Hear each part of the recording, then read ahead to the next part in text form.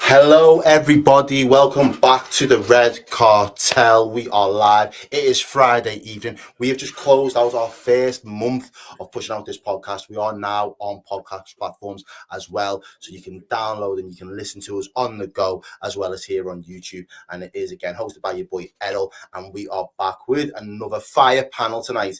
And we are, as the thumbnail says, where are the leaders? Where are those lads in your dressing room that should have the armband around their arm and can actually deliver on the pitch? And that's what we're going to dive into tonight. So without further ado, let's just dive straight into it. I can't wait to chop it up with these man here. So let me bring out our panel for this evening. Mandem, how are we all doing? Everybody good? Man. All good, Blessings, bro. blessings, man. Big up, big Hey, up. listen, man. You're saying where are the leaders? We're right here. We're leading the league. This is where we are, right? Don't care about nothing else. We're here. We're here. How are we? Good. Good, man. My Arsenal man, them hooks, pots. How are we feeling this week? Bro. It's got to be easier. It's got to be easier, man. Well, I mean, I'm constantly, I'm apparently every single Liverpool fan in the world knows where my Instagram is. Apparently, they all found it somehow. So, you know what I mean? But we're getting there, man. We're surviving. And Potter, how about yourself? How are you, buddy? You all good? Man, apart from football, I'm grand, bro. I can't lie. You know what I mean? I'm happy. But I'm kind of bored and tired now. I've accepted it for a long time, and hopefully my fan base will wake up soon, man. But we'll see. Hopefully there won't be too much title talk tonight in tonight's stream. But I kind of wanted to find a different angle, a little way for us to kind of assess some of our clubs and what we could be doing ever so slightly differently. So hopefully that is the aim for tonight's show. Flawless, how you doing, bro? You all good? Yeah, man, all blessed, man. Big up for having me as always. Shouts to the panel. But yeah, man, all good. Of course. And Teza, my bro, how you doing? You good? All good, man. Yeah, happy to be here. All good. Good man. Well, Friday night vibe. So if you're at home, if you just tuned in, you just finished work, grab yourself a drink, relax. For the next hour, we've got you absolutely covered with this content tonight. So I've got a question for the panel in terms of the leadership. If you haven't already seen it, there's been quite a viral clip that's gone around from Roy Keane over on the Overlap this week and his discussion. He gets quite irate, I think, as well in terms of his passionate defense of his position and the fact that he doesn't believe Bruno Fernandes to be that guy. He isn't backing him to be a leader and someone that you can rely on when the chips are down at Manchester United. And it's going to be an interesting one because I'm sure, obviously, as Arsenal fans, you guys can see it from your perspective. Us as Liverpool fans will have ours. But in terms of the Man United guys, I'll come to you first. Where do you kind of sit within this? Because we'll go over to Arsenal as well and their captain, and we'll have a good look at them. But what do we, first and foremost, what do we want from our captains? As we've all had great captains in the past, but what kind of qualities do we want? And then are those qualities embodied in the current captains that we see representing our clubs? So what do we want from a captain? I think there's two ways to look at like a captain and leadership. I think typically over the years you've seen captains or leaders lead by example because they're typically one of the best two or three on the pitch or in the squad. And then you've also had captains or leaders who kind of, you know, they gesticulate on the pitch, they give orders, they are the ones that players look up to because of seniority or they have a big name in the game. So I think you can go through both routes, or sometimes, you know, depending on what club you are, you have players who kind of fit in the mold of both of them. And I think what I've seen from Roy Keane's rant, I feel like it's frustration that he's releasing because United are nowhere near as good as they used to be. And I feel like he's singling out Bruno as one man when I've never really been Bruno's biggest fan as a United fan, but I can understand in this context why he shouldn't be picked on, because some of the things that Roy Keane is kind of singling him out for, I don't actually think are that fair. I think the standard and the quality of players he's playing with are not the same standard he was playing with, let's say, under Ollie. And I feel like Bruno isn't one for a lack of trying. It's more so execution. And sometimes, yeah, his body language and his mannerisms do come across kind of petulant, but I think he's always been like that. So for him to kind of then aim it at Bruno at this moment in time, I think it's just like a release of frustration for the past couple of years. Okay. Flawless. What's your sentiment in relation to the whole captain debate at this moment in time? What qualities do you want your captain to embody? And ultimately, does Bruno tick all of those boxes? Like that has mentioned there, you're looking for your captain to either lead by example, or you're looking to him to lead, be vocal, or it's a mix of both. Bruno does neither. So that's where Keane's issue lies. Like, and Bruno's been this way. It's only now because Manchester United have gotten worse and because his GNA has dried up that people are now like looking at him. And heavy is the head that wears the crown. Guess what? When you're the captain and things are going wrong, people look at you. Like, this is what happens. When the team's playing well and you're the captain, guess who gets a lot of the plaudits? The captain. I'm saying we've all had successful teams, and in those successful teams, one of the first names we'll mention and give credit to is the captain, whether it's United, whether it's Arsenal, whether it's Liverpool, Chelsea, etc., etc. And that's where it indeed lies. And Bruno, I think you know what though, from a Liverpool perspective, just as you're saying that though, cool. we had someone in Henderson who wasn't, as I said before, sometimes probably the best 1, 2, or 3. Well, but a lot of those other qualities in terms of they lead by example, they set the tone, he did the level of professionalism. He had a lot of those. But even when it comes to the flowers in that team that won the Champions League and the Premier League, you're hard pressed to find fans outside of Liverpool that really want to put too much respect on Jordan Henderson as a standalone catalyst to the reason as to why Liverpool were so successful. So it is a little bit different for us in that respect. It's a little bit because he's the exception to the rule. Is because we don't just respect we respect vocal. When I say we respect the vocal captains less. If you're just vocal, it's just you're a passion merchant type of thing. And because Henderson was surrounded by so many good players, it kind of got overshadowed. Did he play his importance? Yes, but I'm talking more so the captains who could also play, like a Keane, for example, like a Vieira, like a Gerrard. Not only were they all vocal, they all could play. They were all one of the best players. Like when you hear them talk about the players, when you hear players who they played with talk about him. But with Bruno, he's been like this. He's been like this. Bruno chucked it in many a game. Like, yes, he attempts, he tries and stuff, but even the game a couple of seasons ago, it was either last season or the season before, where he was accused of getting booked, so he missed the Anfield trip.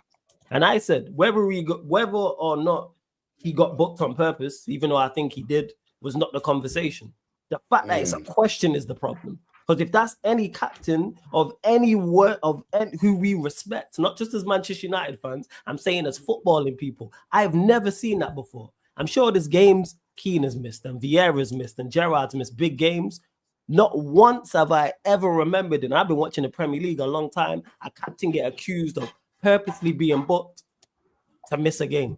And I said, that's the fun. That's how when we went down to Spurs to 10 men, and he chucked it in, got sent off on purpose. But people just overlook that. You know why? Because for some reason he has this defense league. Because we are bad. Because even if you look at the challenge, I believe it was on Maddison, people are like, you slipped. Why do you slip? Does your foot go up? That's not a natural motion to slip when your foot goes up. Been saying this about Bruno. Like, there's so much surrounding him, and that's where Keane's issue lies. He's never been a leader. From example or vocal, who has he inspired? Who plays better with him? I'm legit asking these questions.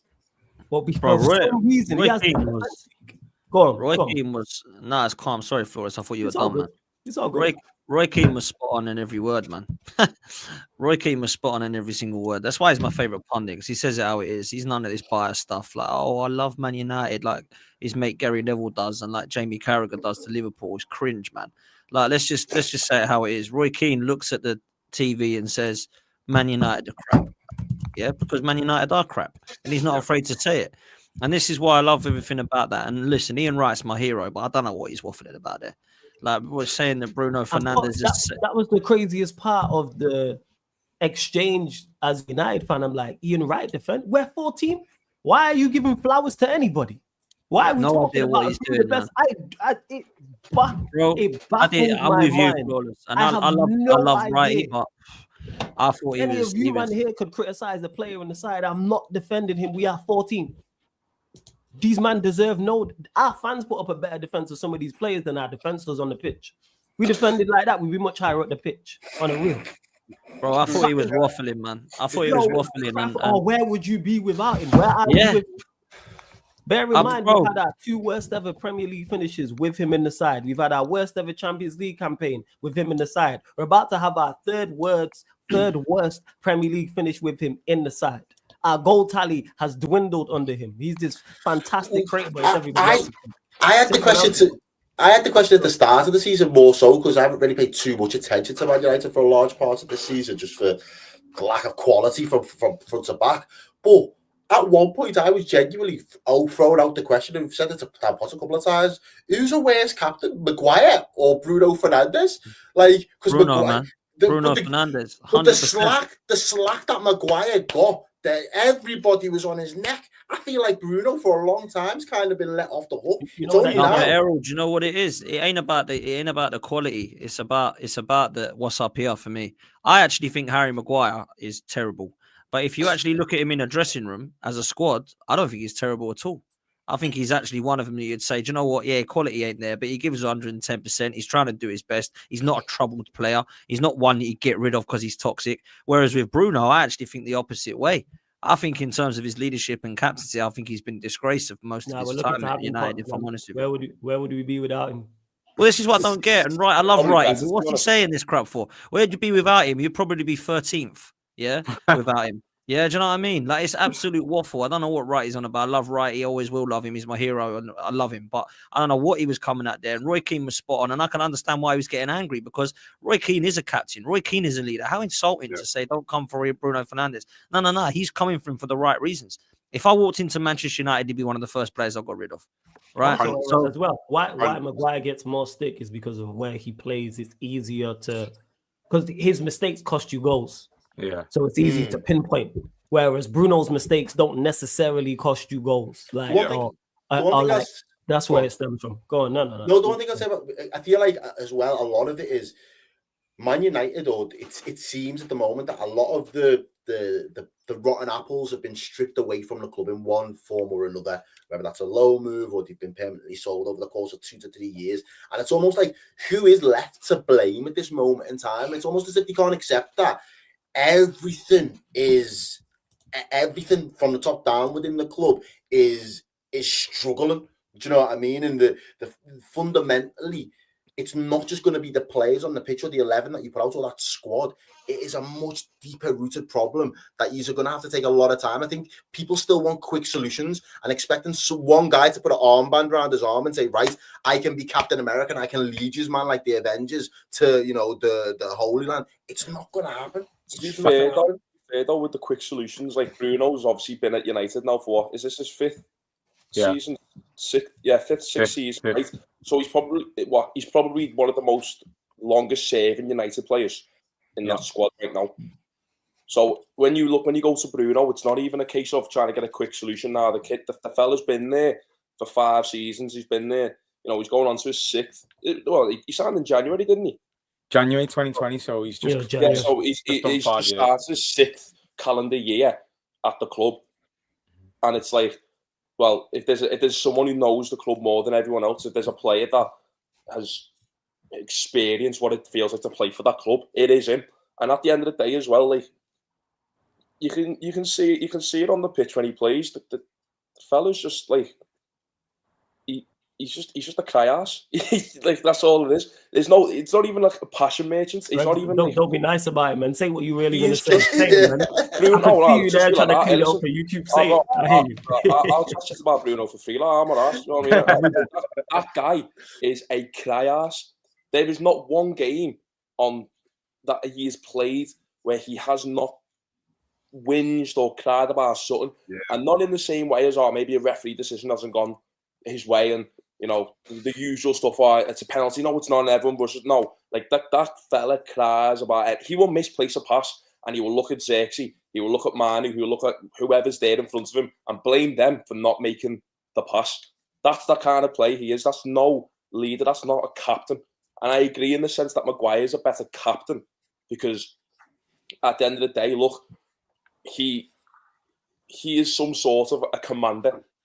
Yes, obviously everyone has their flaws. Henderson was not the best player for Liverpool. He had great moments. He was a good player, like, but he weren't the best. But he was still a driving force for that team. I think Maguire is more of a driving force. And again, he's one of the longest serving players at United.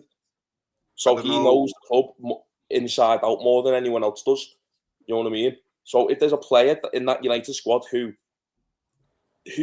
has some, who can take on some sort of responsibility, he's not the best player in the world. Right? In fact, I tweeted you that they say he's probably the most funny player to play the game because he's a comedy act. But that's only as a footballer, as an actual commander. This is he's undoubtedly better than Bruno Fernandes.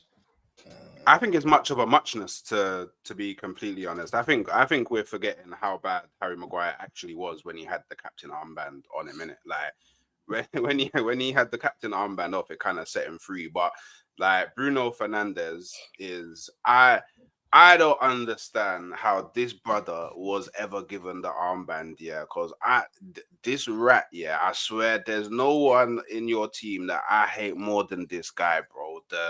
The tantrums all the time. I'm thinking about it from the perspective, of if I was playing with you or if I was your manager. Like, if you're always throwing tantrums on the pitch, I'm either fighting you or you're getting relegated to the reserves, because I don't like that kind of behavior. And cool, maybe it goes a bit unnoticed if you're not like the main guy, or you're not the marquee signing, or you're not the captain. But when you're wearing the armband, you cannot behave like that, because everybody's looking at you as, you're the guy, you're the example, you're the brother that you on the pitch, we listen to you. On the pitch, we follow you. If you're all the time and he seems very emotional. He seems very, very emotional, man. Nah, but there's emotion, and then there's that. Someone said so. Z in the chat just said Maguire's a good leader. I'm not saying he's the greatest leader in the world, right? But what I'm saying is, in terms of like professionalism, behaviour on the pitch, he's a much significantly, incredibly better kind of figure than Bruno Fernandes. All right, then, so from a Man United perspective, then, if you just look at purely at Man United, who else, and again, this probably throw out to the non-Man United fans in the panel, who else would you put forward as because I don't think there's a lot of experience at Man United anymore. Obviously, Casemiro isn't one that you can rely on to say he could be, a regular captain. You got rid of Varane last season. He's someone that had that star quality. You obviously got rid of the likes of Ronaldo 2 summers ago, maybe nearly now. Was last Christmas or something. You've got rid of quite a few. Obviously, Rashford hasn't really elevated himself to be that person and kind of take that mantle. Who else outside of Bruno would you say, you do have the qualities to be a captain for a club the size of Manchester United? I think the issue is on what's happened. It's almost like the captain's armband is almost being kind of significant in terms of how United have done transfers when they were signing like Galactico. I'm doing quotations because they were not really Galactico, but the Ed Woodward era where United would try and sign big name players for big fees, and that was looked at as like the savior. Like, we signed the Casemiro, he's going to solve our midfield, or we signed Ronaldo, he's going to solve our striking, or Sancho. And I think that's how people then look at the captain's armband at United as well. Because I feel like we have, as you were saying, Errol, so many players that are either have only been at the club for 1 or 2 years, or we've got quite a young core of players who have only had 2 full professional seasons. They're being asked to not just play for United in the worst of its iteration of the club, but then to stand up, and they get compared to some of the other top talents that we've had at the age level. And I can see someone here has put like De Ligt, but again, De Ligt's a player that you could say hasn't made it at the top. He was the move to Juventus didn't work out, did it? Didn't really work out. Bayern hasn't really worked out. The reason why he was probably captain at Ajax at 17 is because he was 17. Like, he made it through at such a young age and he was homegrown, that they gave him that captain's armband by default. But when you watch him play, I mean, I don't even think personally he should be a starter in a year's time. So, Really? yeah, I don't think. I think we got. I don't want to go on a rant, but I just think De Ligt is a younger version of Maguire, and we've just doubled him up for. Wow. I think we Oh my thought God. Maguire was going to leave, so we're going to bring in a De Ligt, and now we've got Yeah. both of them. So we've got I've never understood that, by the way. I've never got the Delict hype. I didn't. I thought when you signed him, everyone said, "Oh, that's unbelievable." And I was thinking, not for me. He's done nothing. Anytime he's gone to the stage, whether it be at Juve or Bayern, they're like, "Yeah, I'd rather play Dyer ahead of him. Get him gone." So I'm like, Yeah. when you're playing Eric Dyer ahead of him, you know there's problems, man. So I was like, what are they signing him for?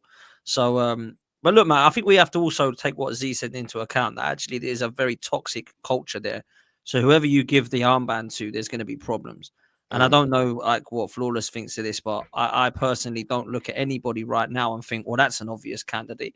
So really, you have to look at Maguire and Bruno and see, well, that's why they've gotten them. They're there for the longest. Right now, Maguire's probably not a bad shout, to be fair. But let's be real, no one wants him in the team. So what do you do? And that's it. Like neither of them two should be starting, and that in there lies the Exactly. problem. Maguire and Yeah. Bruno shouldn't.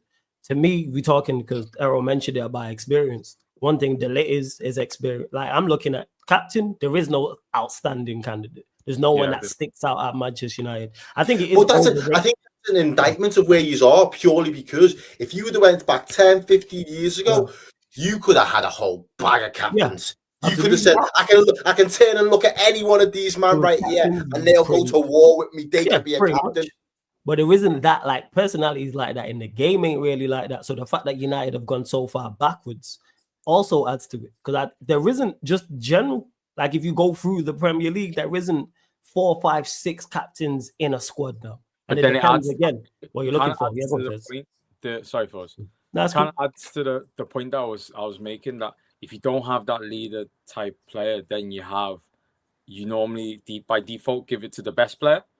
And because the best player is typically going to score or do something like a moment of magic that's going to lift the team.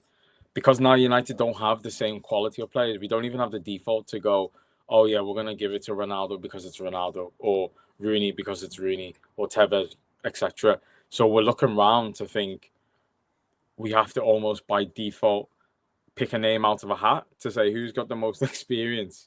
And you get picked. I mean, some people are talking here saying, I can see in comments saying Lissandro.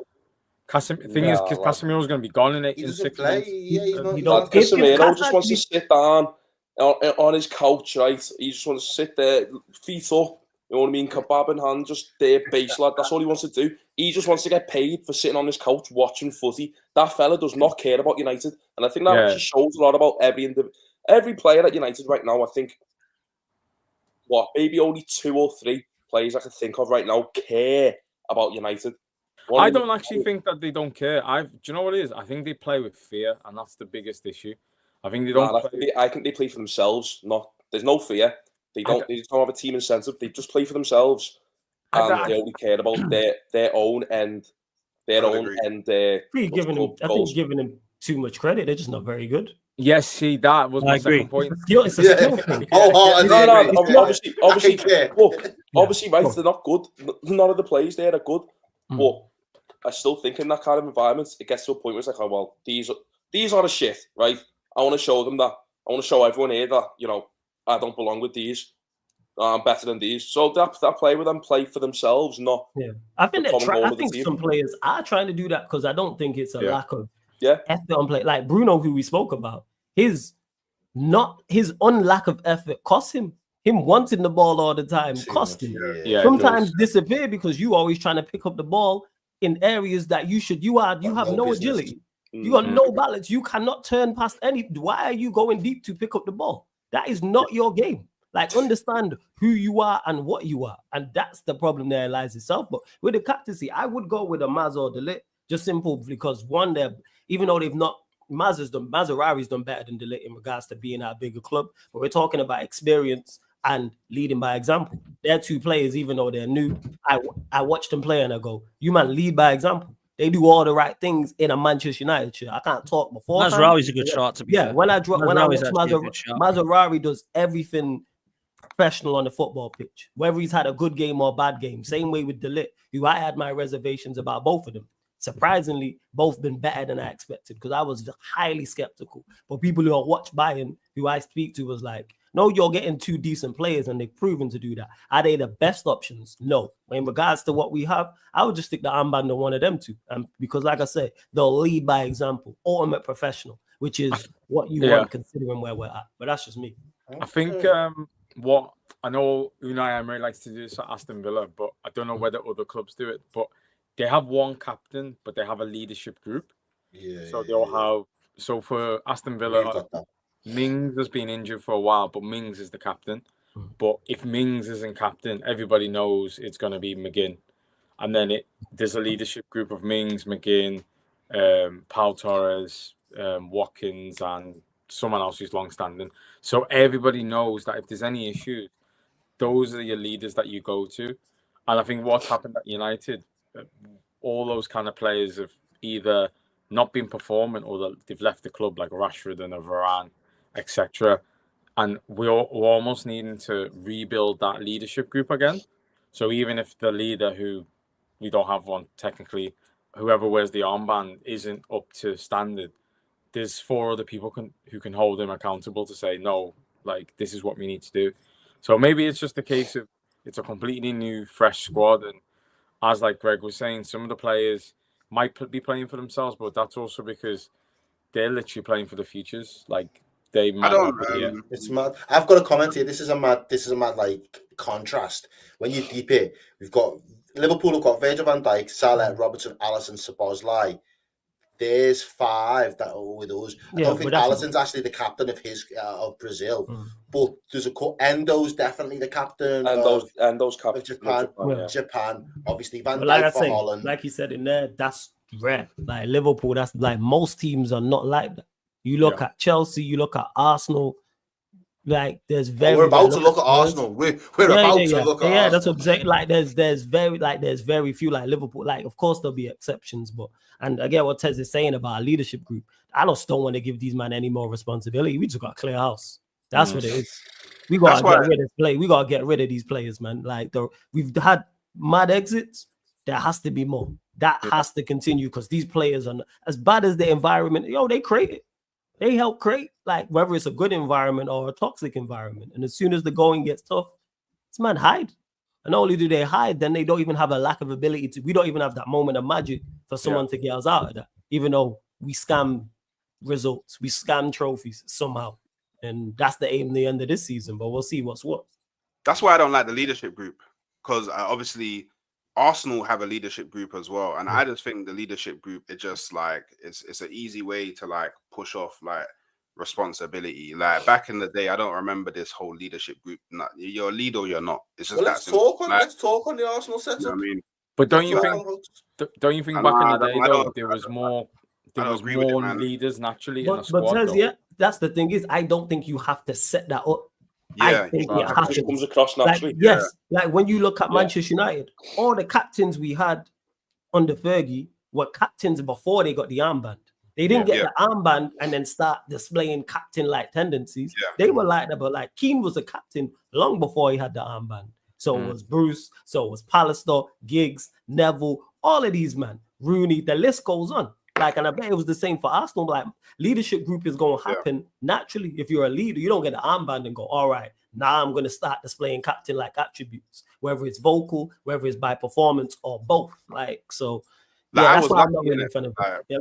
I was lucky because I went from Tony Adams. Like, I just had Tony Adams for time, and I was just like, raw, like, cool. And then obviously after that, I had Vieira. Like, so it was just like, all right, cool. Like, I was blessed, and then I had Henry, and it was like, all right, cool, like, you know what I mean? And then, after that, it gets, there's a bit, like, there's been a few there, like, that, but I feel like... Speak on the Arsenal captain now, because you Hooks as well in particular, I see the clip of you being quite vocal about how disappointed you were.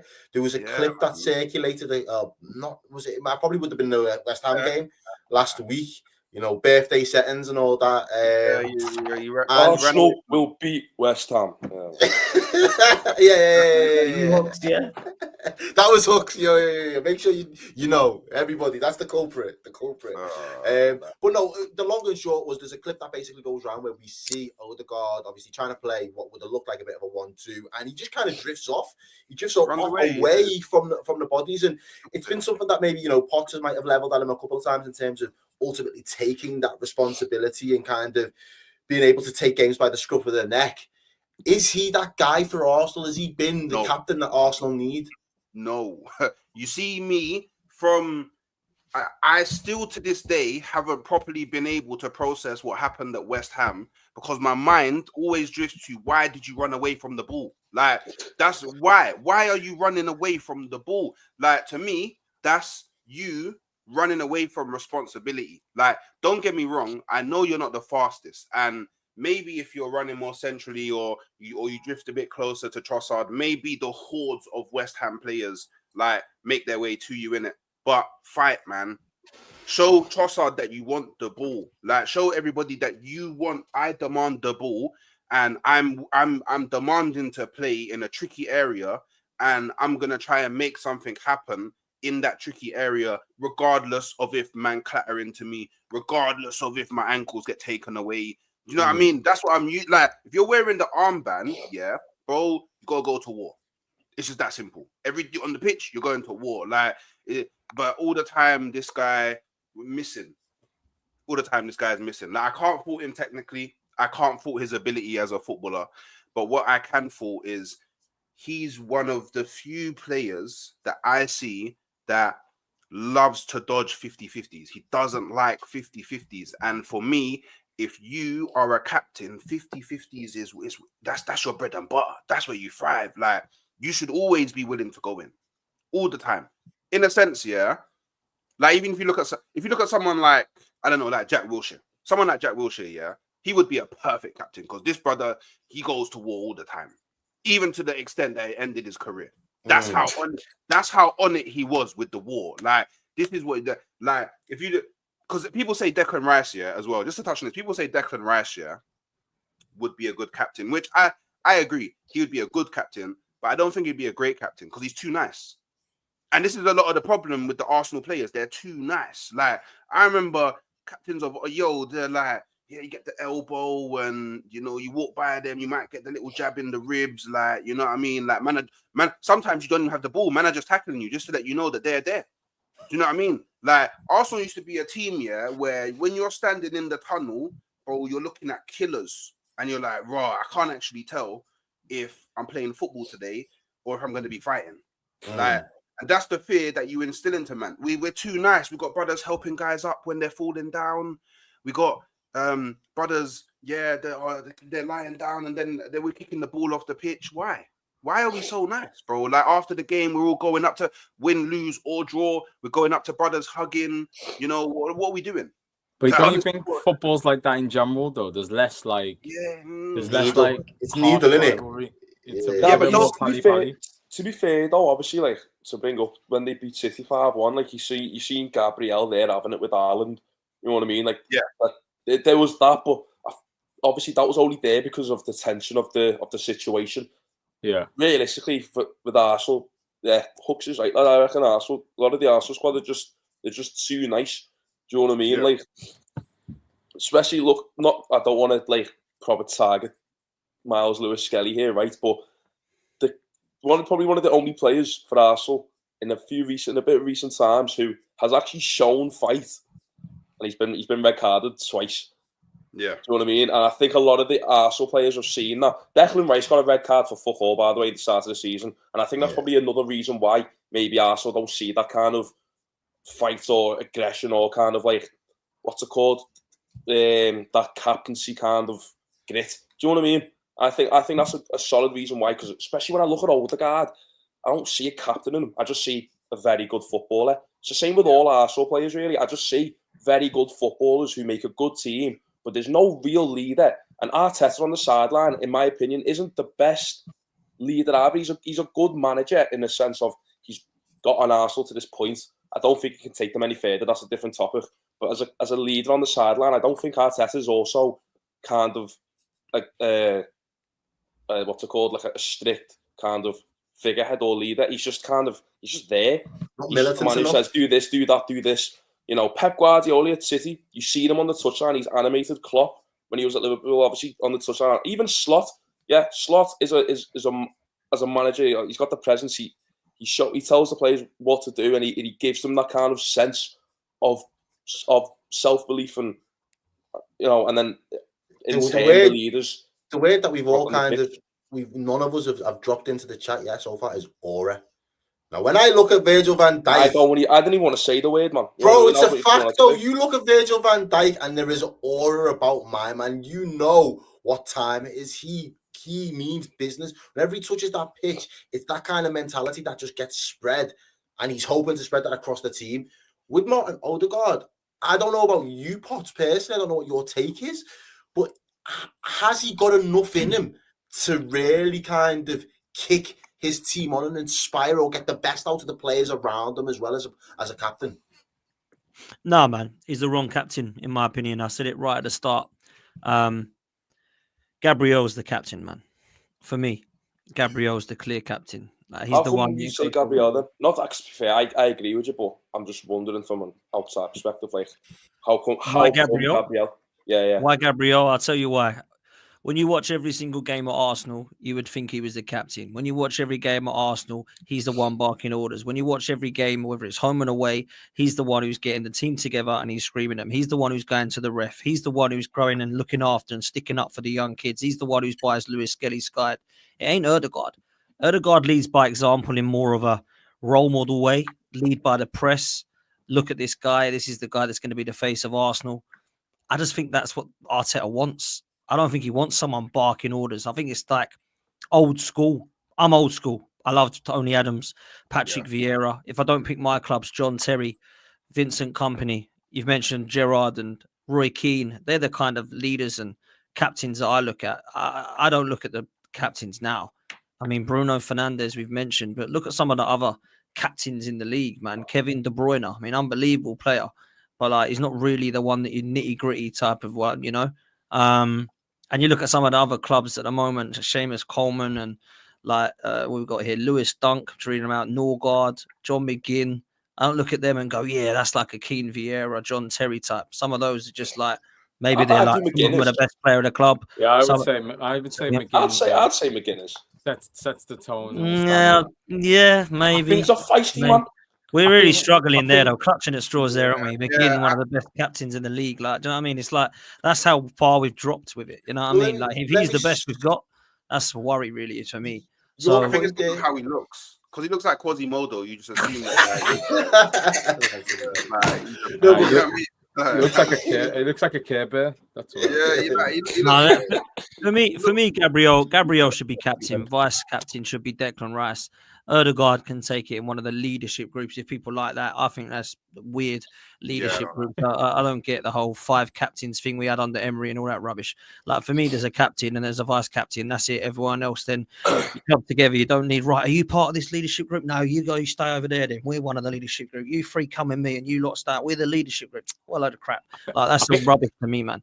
There's one thing that we all don't see, and I think this might tie into why certain players are captains, and that's because in training, obviously we're not privy to how intense they are in training, how they kind of understand the tactical kind of points that the manager wants. Because I know from a United point of view, I know Flores might disagree, but Bruno, especially what I've seen in this stint where Amarin's been in charge, he's been able to understand what the manager wants, and I don't know whether that's because he can understand in English and in Portuguese, and then it's given, like, he's then able to kind of relay the information. But I've seen in games where Bruno's kind of like saying, no, you need to be there, you need to be there. So I think what managers might see and what we don't see is like how the player understands things tactically and in training. And I think that's probably what we miss, and that's why we're like, why they pick this captain, but when it comes to match day, that we don't really It's see got to it. translate, though. That's got to translate. It's all well and good being on the training pitch. And this is one of the things I was going to bring Drifty in on there. Drifty, I remember listening to Carragher a while back now, and he was someone that said he didn't need the armband because he was going to lead anyway. So you had someone like Gerrard in the team that would be very much, I can grab the game by the scruff of the neck. I'm going to wear it all, leave it all on the pitch. But you also had somebody to kind of be a counterbalance to that. And that's maybe where, as I say, I think Liverpool are quite well stocked at the moment. But maybe where the likes of Man United and the likes of an Arsenal are probably a little bit short. Potts kind of loosely touched on it there, that they kind of found this organic thing for Gabriel being very, very vocal, and maybe Odegaard just having the press responsibilities and just pressing from the front. But he came out the other day after the game against Forest, and it was Trossard that's doing your interviews in front of camera. So in terms of even doing your media duties, he's scaring away from those responsibilities. So Drift, how do you see it all in terms of, we've had a conversation about Bruno Fernandes as well as Odegaard. Do you believe them both players to be good enough captains for the clubs that they represent? Not really. It's a weird one because I don't really pay attention to how other clubs do their recruitment, but obviously we know what we do at Liverpool, and personal profile and attitude and personality is extremely high on the list when we're actually recruiting, which it seems a bit stupid because it should be about talent, right? But I Klopp especially wanted the right people around. So mentality was very important. And I don't think it's a coincidence. We've got like 8 international captains in total in our team or something like that. Like, it's crazy how many people we've got in our team that actually are captain of their country. It's actually weird. I've never seen it before. And we've been blessed. You know, we had Gerrard, then went to Hendo. Hendo was a phenomenal captain. I don't care what anyone says. And now we've got Virgil, who's another phenomenal captain. So I just think Arsenal and Man United haven't really looked character-wise, especially Man United. Man United would just be like, who's the best player? Is he available? Boom, Casemiro, 6 mil, let's just do it. Like, there's no real planning behind it. Do you get what I mean? And I think that's one of the reasons why they don't have many captains. At Arsenal, though, I don't know. I don't want to sound like I'm being shady, but I just don't think Arteta can handle personalities. So he just wants a bunch of people bunch of yes men who just kind of do what he says. If you think about all the people, feed into the nice thing that I think someone was saying before, that I think it was Hooks as well, being too nice. Maybe, but I don't know if the Arsenal boys agree or disagree. But if you look at the characters of all the people that he's bought, they're all kind of like, I'll do what you say, boss. That kind of thing. Like, he doesn't have anybody who's like. No, I think you're right, Adrift. I think you're right in terms of who he's brought in. I don't think Arsenal was nice as they used to be, though. I think we're making out as we've got soft underbelly and stuff still. Years ago. Something quick, I think you should go with the points as well. So obviously back in the 22-23 season, what's it called? That was, the first season you challenged for the league. I remember that Arsenal side being very feisty. I remember that game at Anfield. Obviously, not to bring like this up to obviously trigger PTSD, but like I remember Xhaka getting caught up with Trent and showing that that fighting spirit. I think he was a great captain, person, figurehead that obviously left. But I remember that team just being so kind of aggy, but not in a bad way, just in a sense of just everyone had their own kind of leader quality.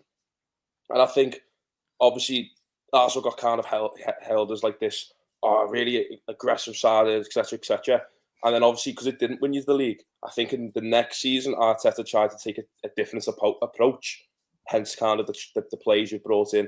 Do you not think that could be, a reason why as well? I mean, Granit Xhaka's a great example of someone. I mean, we all know what happened with him under Unai Emery, like throwing the armband off and stuff. He was certainly not a nice character, in my opinion. Ben White, we all know he ain't nice. Trust me, he's shithousery galore, right? Gabriel and Saliba, they're not nice characters. Kai Havertz and Declan Rice, in my opinion, as much as they're nice people to talk to behind interview on the pitch, we all know they ain't nice. Do you know what I mean? You don't want to come up against someone, go, oh, he's a lovely player to come up against. He lets me walk around him. He just goes through you. So, like, I think that we have definitely strengthened that. There's definitely more problems up here than there is in terms of them being a little bit soft, a little bit nicey. That's what I would say from supporting them. I've never really looked at I think when we line up in the tunnel now, we tower over everyone, right? And that's definitely something that we didn't used to do. When we had Cesc Fabregas and Santi Cazorla and Nasri and Arshavin, it was great football, but everyone just towered over them. It was like they're just a little tick attack that you just kick up in the air. And then our defensive midfielders were like Alex Song and Francis Coquelin, who you could just do keep you uppies with, right? So when you look at it now, you think actually we've gone through a stage now where we're actually like towering over people. So I think we've definitely gone with the more physical. I think me and Drifty were talking about it last night, talking about how he's gone with that kind of rigid, kind of tall and physical presence and attributes within the side. So I think that we've definitely got that. In terms of the leadership, though, and the mentality, I would say that it's fair to question it. I think we've got some leaders, to be fair. I don't think they're anywhere near the Vieiras and Adams and Gerrards of this world. Don't get me wrong. But I do think we've got some leaders on the pitch. And I think it's mentally where Arsenal still struggle because the pressure can get to us. And that's where I'm looking at the likes of Martin Odegaard. And I'm saying he's been here for 5 years and I can't even pick 5 games where he's won us those 5 games. I can't even pick one a season. I can't pick one a season. Now, I'm not saying he's a bad player because he's a very good player. But if you're looking at like, he's the guy to get us across the line, like Gerrard used to do for you. We had that with Vieira. We had moments players, but some of our leaders and captains I'm talking about. When is it that Martin Odegaard's going to show up? Because he hasn't done so. And I find I think people was asking that about the West Ham game in particular. Obviously, you go down before half time, and then it's like, Forest as well. Forest as well. Yeah, you comes out in the second half and says, "Right then, lads, I'm going to do it." Like it's play through me, and there'll be 3 points at the end of this game. I mean, Saka's the one, isn't he? Yeah, Saka. That's it. And now he's out. Odegaard's not showing. Whereas when Odegaard was out, Saka was getting goals and assists, and he was the one getting us across the line. That's why I can't have anyone disrespect my boy, man. He's an unbelievable player. And people try. I think Arsenal are very similar to the manager in a sense where the manager's he's like, I know he's won a lot of things under when he was the assistant at City, but he's never really been a top manager and winning it. And I think to the point, I can't remember who made it before, saying like Arteta doesn't really like big personalities.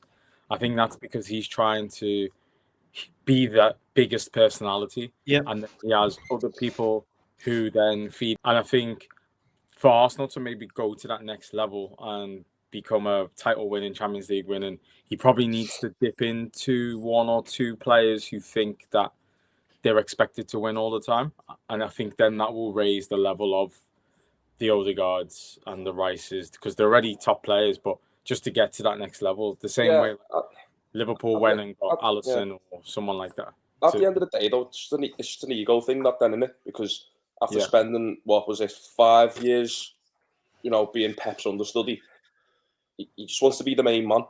I don't think he wants to allow anyone to kind of take that away from him as like, he was always the, play tennis then, bro. And go play tennis if you want to be the main man. Go play individual sport.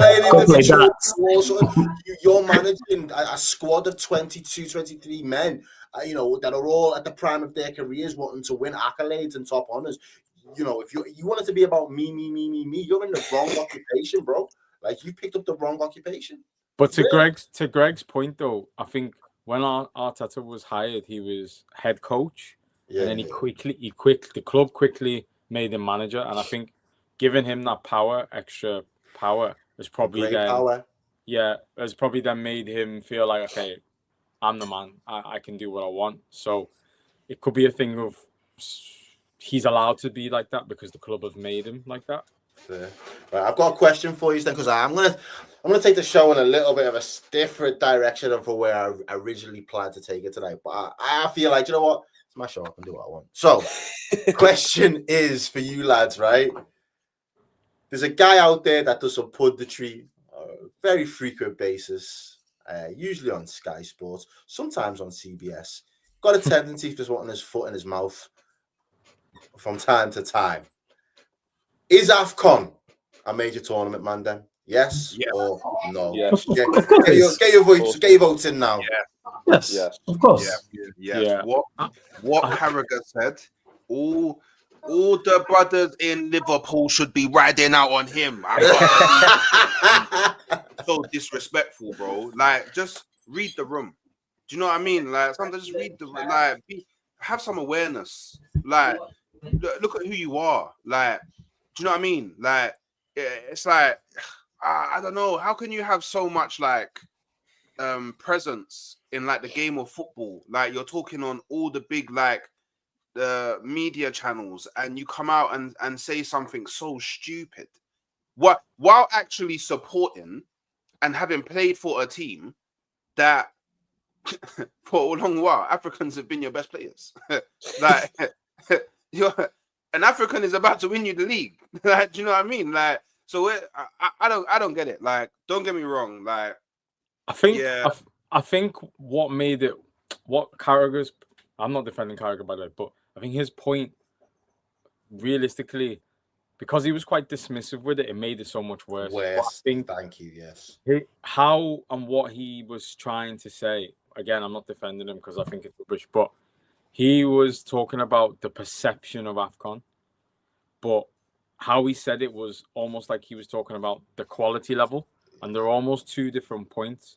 Because if you're talking from a perception, if him being, you know, a white Scouse man from Liverpool, he might not care about Afcon and he might not watch it. So to him, it's not going to be big. But to me, like Zambia in the Afcon, that's my nation. Like that, it's huge. Come on. Do you know what I mean? So there's like the perception from it from like a personal point of view. And then there's also the kind of, he then made like a comparative element because he talked about the Euros. Then he said the World Cup. And I think the World Cup. I don't get how you can compare the World Cup to any continental tournament. Though, like it's the World Cup. That was my issue because the World Cup stands alone anyway. Yeah, exactly. You've got Afcon, Copa, CONCACAF, and then you've got the South Asian. the South Asian. Asian Cup. Yeah, they're all the biggest in those regions, so they're all big. If you're talking about the quality, then that's something different, but they're all big. I think it was just quite rude the way he was like scowling his face and just kind of mean. Yeah, it was mainly the obviously the body language, the kind of tone he went about it. It came across. Oh, I say almost. No, it came across as kind of arrogance and just pure ignorance to it. Because if he would have just came out and just said, "Look, a reason why Mo Salah won't win the Ballon d'Or is because the journalists, the ones who choose ultimately the Ballon d'Or, don't take it Afcon as serious because they are European, Europe-centric, yeah. That would have been sound. I think everyone can agree with the fact that them journalists will ultimately be more biased towards the European players and the South American players who've come over and done it in Europe. That's just how it is. Do you know what I mean? That's because we've seen South American. What's it called? South American teams win the World Cup. And that's it. You just have to deliver the message better. Understand who you are and the platform that you're on. If, like you said, if you would have said him winning Afcon won't help his Ballon d'Or case, 110% correct. Because we know Ballon d'Or is a popularity contest. We all know this, but because he went around it and was like, it's a major tournament. It's a major. You don't have to be from or support an African nation to go to Afcon's an important tournament. And Afcon's the most entertaining out of all the. I'll be honest, you don't get the kind of quality, bro. You don't get the memes, right, from any other tournament. You remember that? The referee, 82 minutes. Yo, you don't get that kind of fucking. The uncle chatting to the girl in the crowd. The uncle chatting to the girl in the crowd. Man, nice. You ain't interested. No, you don't get this kind of vibe anywhere else. I think there's a more deep-rooted issue as well in terms of the whole perception things, because obviously the Eurocentric nature of the journalists that do it coming out of France, there's probably a little bit of a resentment that I'd say 90% of that French team descend from an African nation. So they're very reluctant to really give them their props and their flowers. And I think that's an issue that, like, I always think when you see things happen in a national team at a racism level, you go play one of these countries in the Far East, and then you just come out at like East Europe, and you just come out with some mad racism or whatever, and you've got fans doing bad chants. Like, why do the players not automatically just instinctively just say, "We're done"? Like, you can't have your party and be a part of this circus if we don't choose to partake. If there's only 6 players that are prepared to go on the pitch, you haven't got a team, so you haven't got a game.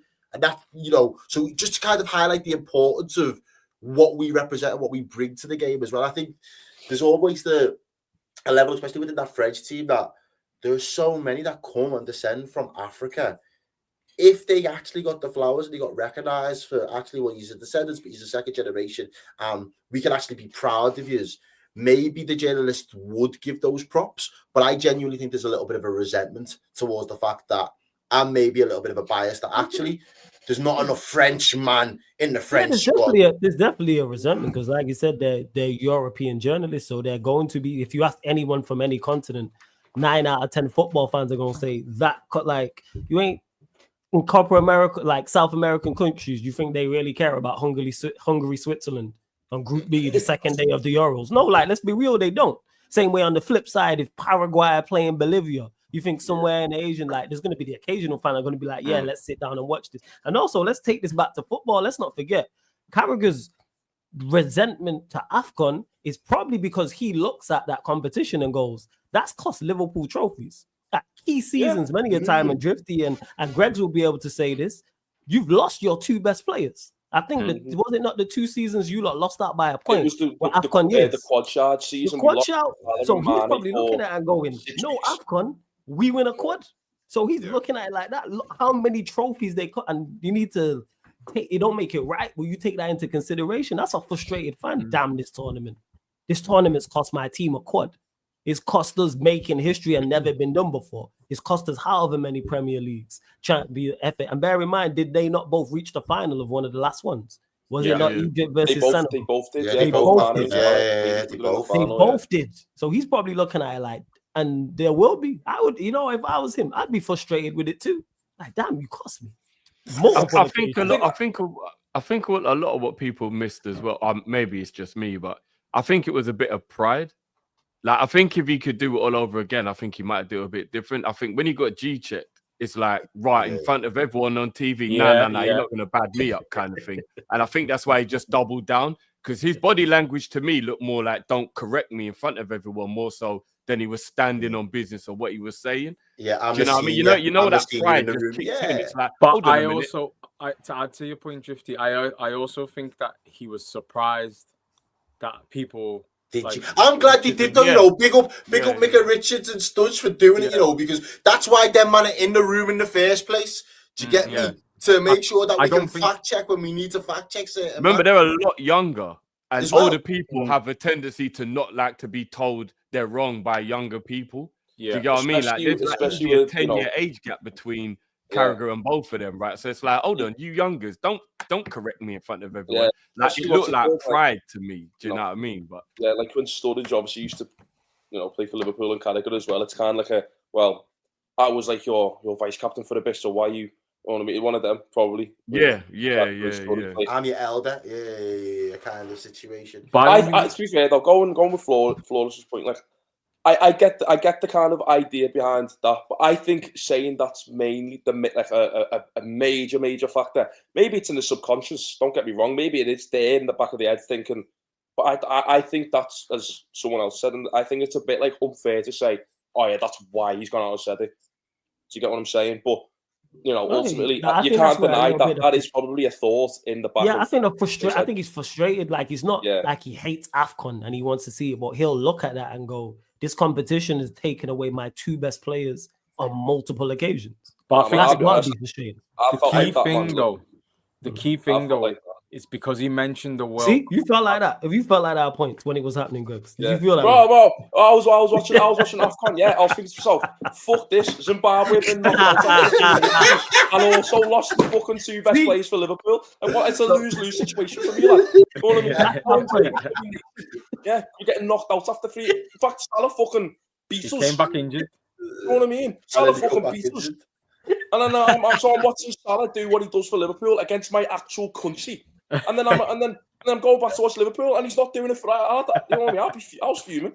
You know what I mean? I think the funny thing is, I remember looking. I don't get it. You might have to fact check me, but I think there's been, I'd say 90% of the Premier League champions have all had African representation in them over the 30 years that the Premier League's existed. I think most of the teams have. I think a lot of Arsenal teams back in the day when they was winning had African man in there. The Chelsea sides of the Mourinho's era had a bag of them. When Liverpool eventually started to win it, we had man in there from the likes of Salah, Mane, City with Yaya Toure. Man United back in the day as well. I can imagine you have had some in the mix. So you can't underestimate the talent levels that have come from the continent and what they've brought to world football. I just thought it was a very poorly worded argument from Carragher. What I will say is, though, I personally think if Salah is going to go and win the Ballon d'Or, we have to at least win a double in terms of the. You have to win the champs. If you don't win the champs, he's not getting it. We have to, we have to win the Champions League. That's all. Ultimately, right. The reason Salah didn't win it in 2018 was because he didn't win the Champions League. Yes, Modric's country got to got second in the World Cup, but ultimately, right, that kind of season Salah had. If he won the Champions League, I wholeheartedly believe he would have won it in 2018, regardless of. Because Modric wouldn't have had the Champions League and second place in the World Cup final. He would have only had second place in the Champions League and second place in the World Cup final. Salah having that, Modric getting that champo, won him the Ballon d'Or. Yeah. Ultimately, people sleep on the fact that Sadio should have been Ballon d'Or as well. If Real Madrid hadn't beat us 1-0 in that final, Mane was Ballon d'Or winner that year. I don't care what anyone says. Unbelievable season, dragged Senegal, won the Afcon. Dragged us through Champions League. Like if we'd have won that final, Mane would have been. I think he should have been anyway. But it's just stupid. You have to win the Champions League for people to pay. I don't know what that like. It's a popularity contest anyway. I don't even care about Ballon d'Or anymore. I don't even watch it, man. No, I just want to wrap up this league. And as I say, ladies and gents, we are about to wrap up the show. And it is. I wanted to avoid the title toss because after last week, I feel like last week it was very tense. There was a lot. It felt like there was a lot at stake, and all of a sudden this week I'm breathing a lot easier. My pants are fitting better. I haven't been stress eating as much. Why was it after Was it after you lot drew versus Villa? I'm guessing. Is that when it was? Yeah. So we drew. Yeah, you lot panicking. Liverpool. I was like, why? No, it was 3 draws in 4, bro. That's what it was. You're getting chased down by Arsenal and the Mikel Arteta. Oh, you're good. It turns out you're right. You're right. Yeah, it's not. You're getting chased by a man who's running on a treadmill, lad. Like we were never in threat. We were never in a threat. But yeah, I wanted to just stay away from it. Next week, obviously, it was Champions League back. There's some Europa. We can get back into all things in terms of the Premier League and the action and see how that unfolds. But this week, it was just interesting to see, what of our captains, what's the stake? We didn't really touch on Virgil van Dijk too much, but he does his talking on the pitch, and so I think we can leave that there. But lads, obviously, thank you very much for joining us. Big up yourselves. Flawless, what have you got going on over the weekend? How you doing? Yeah. Just subscribe to Sarcasm City TV on YouTube, people. Full schedule, watch alongs galore going on, content tonight, etc. So go to YouTube, Sarcasm City TV. Go to Playback, Sarcasm City TV. Blessed for having me as well, Harold. I'm big on the panel as always. Love, bro, absolutely. Halftime hooks. I'm going to redirect a couple of the man them in the chat over to your next stream now as well. So stick around. Halftime hooks. What are you about to go live doing? About to go live with Northside, and but he's probably gonna cook up Arsenal in it. So yeah, he's a funny character in it. So if you want some banter, come pull up. And then obviously, just regular content. I think with the FA Cup this weekend, I might try to do some FA Cup watch-alongs. But yeah, there's not too many interesting FA Cup games. I won't lie. So it's a bit of a break from football, but I'll still be doing something here and there. So come follow the halftime hawks. You know what I mean? And man, get it done. Perfect. Potts, talk to me, bro. How you doing? What you got coming up over the weekend? Yeah, man. Well, we ain't playing in the FA Cup because we don't take them seriously, it seems, under this manager. So we get a nice chill, relax this weekend, which is what I need, man. But I'm going live with Yardman at 9 p.m. on my channel. So football's 12th man, come show some love. Yardman's blowing up at the minute. Everybody's going crazy for Yardman. Yeah, Yardman. Yeah, man, hilarious for real. Yeah, he's funny, man. He's funny. He don't care who talks to him. He just goes in on anyone. But to be fair, luckily he agrees with a lot of what I say. So we're going to be talking about the manager that he don't want to be anymore. So should be fun, man. Should be fun. So come show some love, man. Absolutely. Drift, what are you up to this weekend? Any UFC? Any fighting? Any boxing going on? Is it the Ben fight this weekend?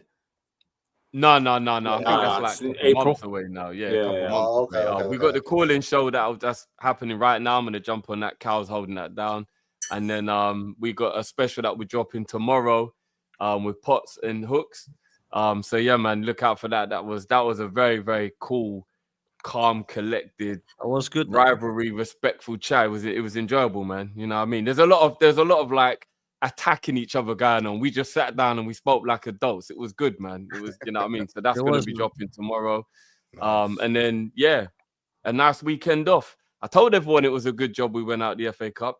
We win the other trophies, man. It gives us a weekend off, man. Our boys need a break. We need Soboslai's it. been running a marathon And we be recently, playing man. These Man man need a City. rest. Superman. Greg, talk to me, brother. I know you're about to leave the factory because you're still just kicking it there at work. But what are you up to this weekend? Just a lot of Twitter, really. Yeah, nothing too much. So that's no Liverpool playing, so I can my bank account's happy. You know, no money spent this weekend on a coach or train or even getting the bus. Like, bank account's happy. Staying in bed, watching the FA Cup football, tweeting a lot. That's pretty much it. That's pretty much it for me, really. You know what I mean? I'm quite a simple young man when it comes to lazy weekends. Nice. Tezza, bro, what about yourself? You are in action this weekend, FA Cup. All right, Yeah, Fulham at Old Trafford on Sunday. I think it's a 4:30 kickoff. It'll be a tough game. Yeah, you're right. Confident going into it. Fancy giving us a score prediction, anything bold? I think United will actually win. I think it'll be a hard game, but I think United will actually win. I just think cup games kind of suit the way we're playing right now. And Fulham, last time Fulham came to Old Trafford they beat us in the league, but when they came in FA Cup, it was a wild game. Mitrovic trying to slap referees and Oh yeah, the Willian handball, wasn't it? Yeah, It was a Willian Bro. handball. Oh yeah, Hopefully We need a Manchester final, innit? We need a Manchester Derby FA Cup final. No, we man. don't. We've had We've had that. We don't need that That's again, man. easy, man. We don't need that again. Nah, Don't run it. Nah, you're messing. Why not? Just Why give not? me something. Just give me something like Aston Villa versus Bournemouth, Don't run it or you back. know what I mean? Something nice, Yeah. something Nah, refreshing. United versus Preston in the final. Yeah, run that. Oh, Run that. What's wrong with that? Any predictions for who's going to win the FA Cup final then? While we're here, just before we go. It's going to Manchester. One of the two. It's going to Manchester. Are we really going to Ponzi scheme our FC our way to another? I trophy? think so. You know, I think so. I hear you. I hear you, Tata. I wouldn't put it past you. Yeah, it's us. We If can there's a do club that. who can stand And it's gonna for a make domestic Arteta look bad again. If Amarim comes in and wins a trophy, Jesus. Amarin and Slot winning trophy season 1 off the bat. Oi. What phase is Amarin in? What phase? Yo. Big But up, also people. on top of that as well, I did start writing a football article, so I'm gonna do my second one. I wrote one a few weeks ago about Amran and United, but I'm gonna do one. It's similar topics to what we talk about, so that'll drop this weekend and I'll share it as well. All right, then, cool. Well, everyone getting redirected over to Halftime Hooks' channel. Big up everybody in the panel. Thank you very much for sticking around.